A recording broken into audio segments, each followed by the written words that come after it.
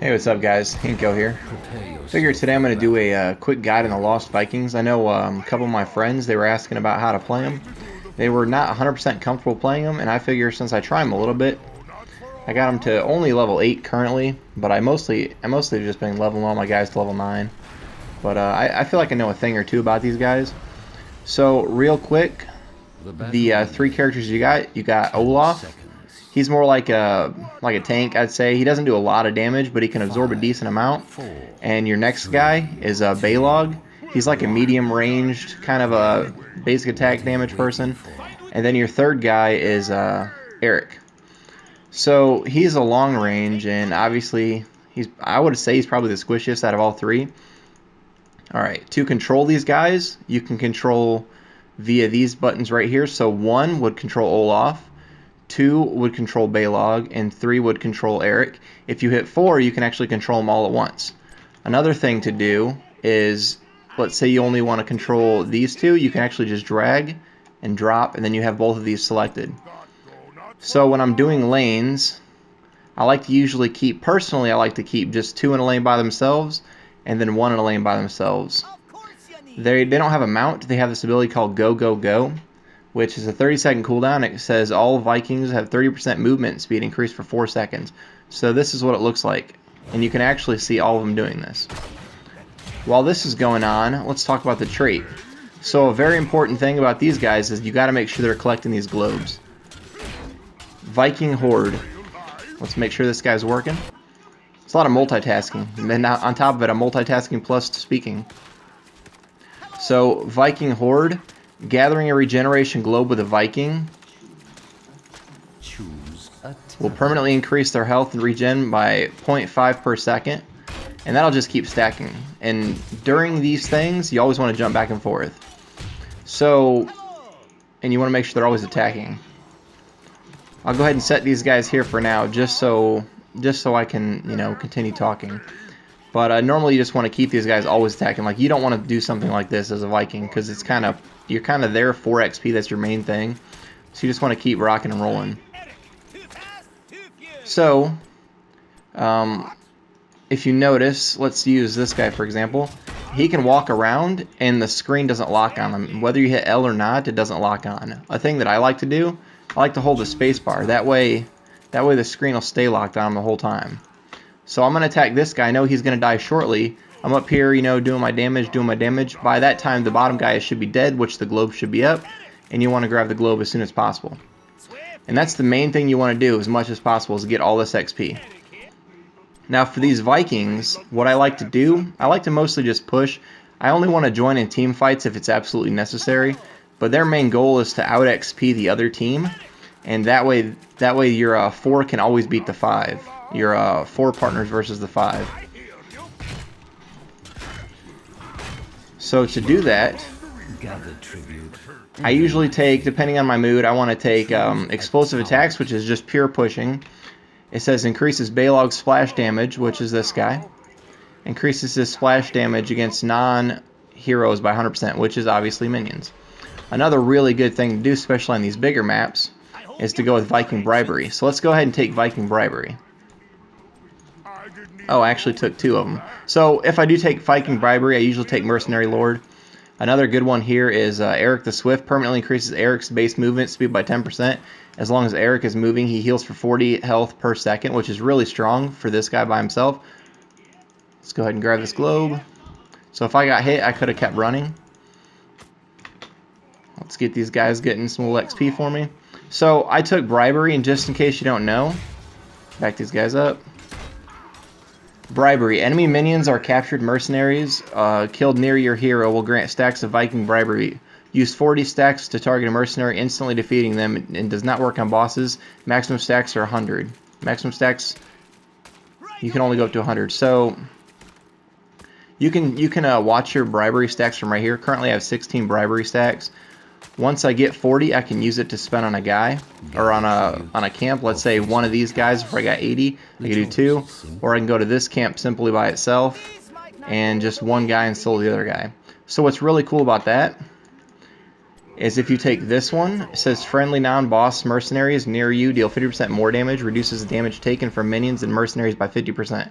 So you could have this little guy by himself soloing a camp with bribery and the mercenary lord. Like I was saying before, if you want to go straight pushing, these two are more of a mercenary push. But if you want to go straight pushing, you usually go explosive attacks. And then I like to do Eric the Swift a lot, which he's basically able to run around super fast and get anywhere on the map. Let's say there's a team fight up here, and I had 2 guys up there, so I'll bring my 2 down, and then bring this little guy all the way to the bottom, and he's that fast.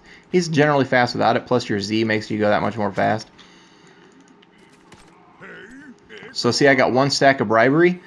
Let's say these guys are pushing the lane. There's a globe. I want it, but we're going to keep talking.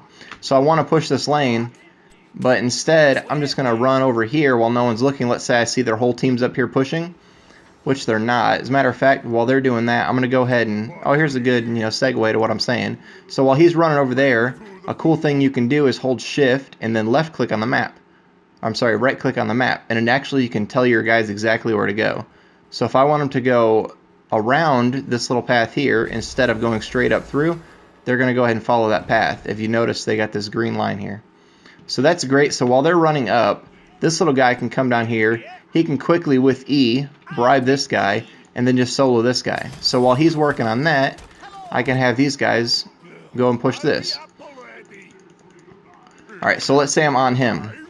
He's doing fine down here. Once these guys get hit at all, you'll see a little hand pop up here saying, hey, one of your Vikings is in danger. But they actually need to get attacked. So watch.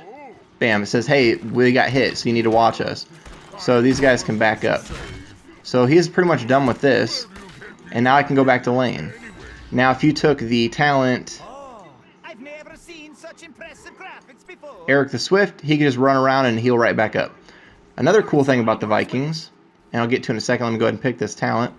So this is more pushing as well. This is good for pushing, and it's good for hero damage. It really depends on if you want to join hero fights or not. And then this is just a defensive choice. I mostly go with Balog the Fierce. A lot of people like to go with Spin to Win, and it's really just up to you on that point. I like to push a lot, so I go with Balog the Fierce. So Balog's basic attacks increase his attack speed by 8%, stacking up to 5 times. After 3 seconds of not attacking, these stacks will rapidly decay. So that's just pushing. This is obviously pushing and hero damage. So it's really up to you. So let's say he had low health, and these guys were up here pushing. You can actually solo send him back while these guys can just continue pushing. Another neat thing, let's say he's getting beat up. Oh, there's not one up here. But let's say these guys have low health, and this guy's near a healing fountain. Let's have him quickly use our Z mount, and if you notice, he's going to get healed up from the mountain. If I can click it. I was a little too slow. Okay, so I failed there. If he had slight damage, he would have been able to obviously drink from the fountain, and your entire team would have been healed up.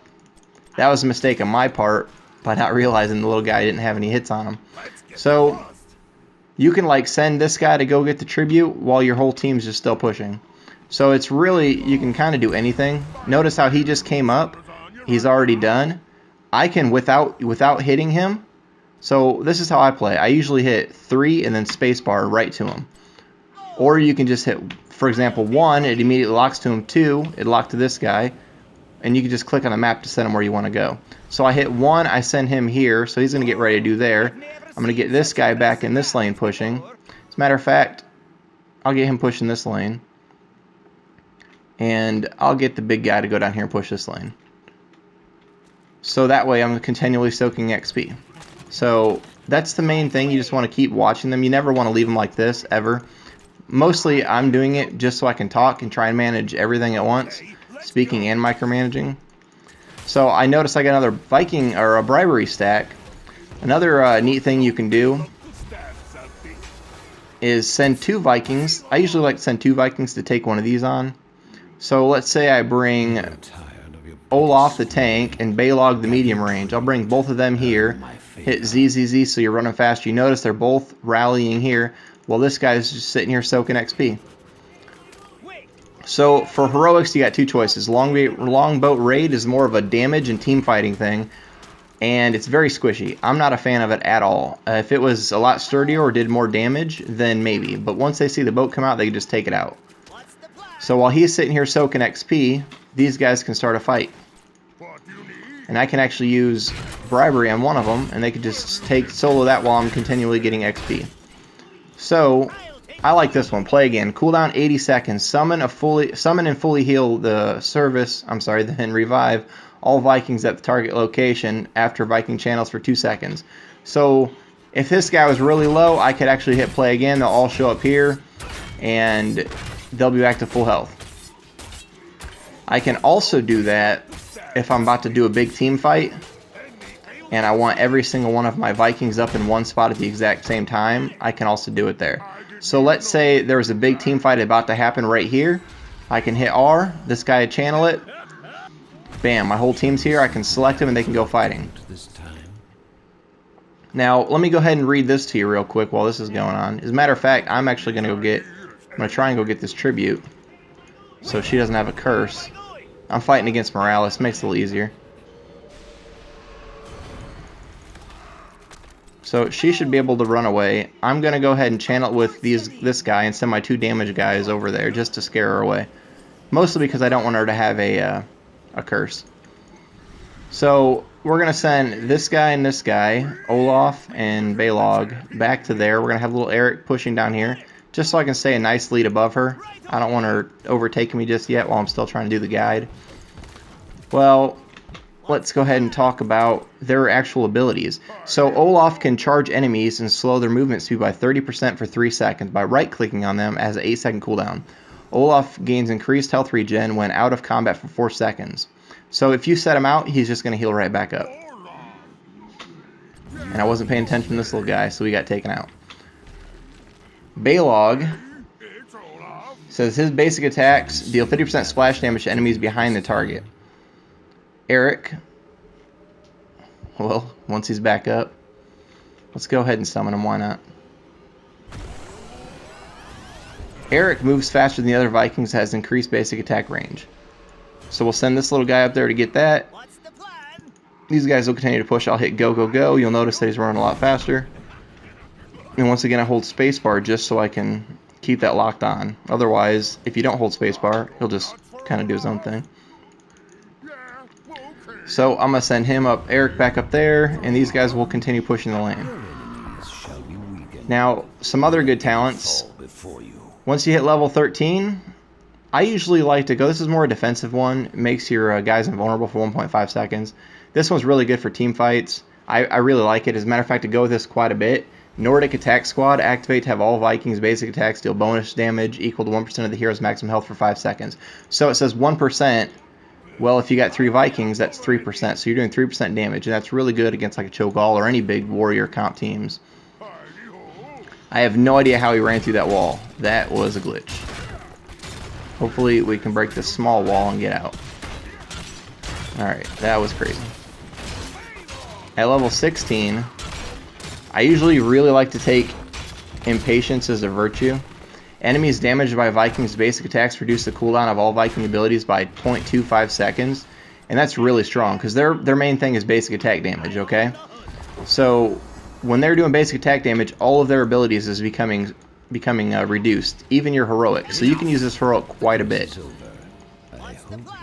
So since those guys are doing that, I'm going to send these, since he's up here pushing, I'm going to send these 2 guys with 1 and 2 over there. So they're going to go ahead and take that on if they don't die. Okay, they're here. So I've got 1 stack of bribery. I'm going to go ahead and use it on this guy, and then I'm going to get these guys going to work. I want Olaf to take most of the damage, but when he gets low, I just back him out. And he'll keep pushing.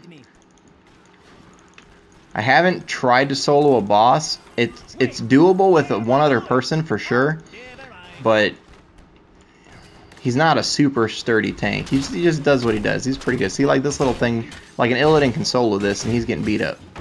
But that's fine. So he's hurt, so I just back him up a little bit. I'll keep this guy fighting. Then aggro's on this guy. I'll send him in. He does his little attack. And they should be taking this pretty quickly. So they got this. I'm going to send this guy back to base so we can get a quick heal. and this guy I'll send back to pushing a lane. As a matter of fact, I'll send him way down here. And that's basically how you play the Vikings. So I know that Olaf will apparently ZZZ cancels that. It's good to know. Olaf is already back. He's getting his heal on. You can see the little health bars right here. So he's already ready to go. I'm actually going to send him over there. Oh, this guy needs help. Noticed on the minimap. Maybe I'll get a bribe stack. Alright, I don't think he can solo this by himself. So I'm actually going to send... As a matter of fact, so another cool thing, let's say you want a quick minion camp, you could summon all your guys. And with your basic attack cooldown reduction, this thing just flies down. When you hit this, it's really nice to get, nice hero damage in. So that's why I take Impatience as Virtue. All these abilities come off cooldown really super fast. So your main goal is just to keep getting XP as much as possible.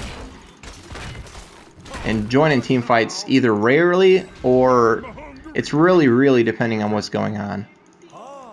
So I'll run these guys over here and just get this camp too. At level 20, I like to take, okay, we'll get these guys off, we'll get Olaf up front, and then we'll get all the damage focused on one guy first.